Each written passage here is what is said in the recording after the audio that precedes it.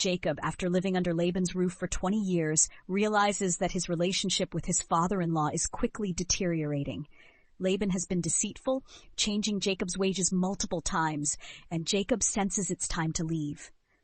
But he doesn't just pack up and go. Jacob uses his wits to ensure he leaves with both his family and his wealth. While Jacob plans his exit, his wife Rachel takes things a step further. In an act that might seem strange or even wrong, she steals her father's household gods.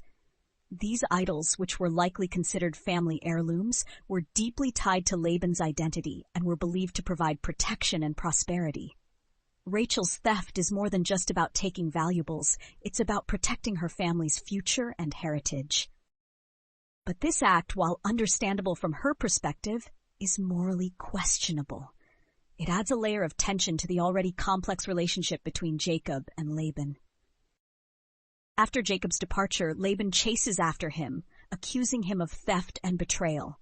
But when they finally meet, something unexpected happens. Instead of escalating into a violent confrontation, Jacob and Laban establish a covenant. This covenant serves as a symbol of peace between the two men. They build a heap of stones and set up a pillar as a physical boundary marker. This is more than just a territorial sign. It represents a commitment to mutual respect and trust. Both men swear not to harm each other and agree to honor this boundary moving forward. This moment, though small in the grand scheme of things, speaks volumes about the power of reconciliation and the importance of resolving conflict through peaceful means. Genesis 31 is a great example of God's ongoing guidance and protection of Jacob. Despite all the struggles Jacob faces, it's clear that God is with him every step of the way. He's the one who ensures that Jacob prospers even when Laban tries to thwart him. And let's not forget the deeper message about human relationships. The tension between Jacob and Laban is an example of the complexities of family dynamics.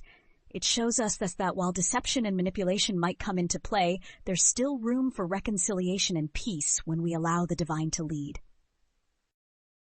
Genesis 31 also provides us a glimpse into the societal norms of the time. In ancient Near Eastern cultures, wealth and social status were often measured by the size of one's flock. Jacob's clever manipulation of livestock breeding isn't just about personal gain. It reflects the economic realities of the time.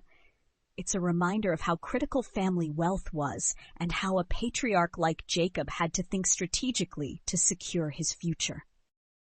And speaking of family, this passage sheds light on the role of family heirlooms, like the household gods.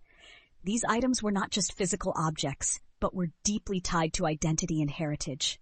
Rachel's act of stealing these gods reflects how people in that time took their family's legacy seriously, sometimes even at great personal cost.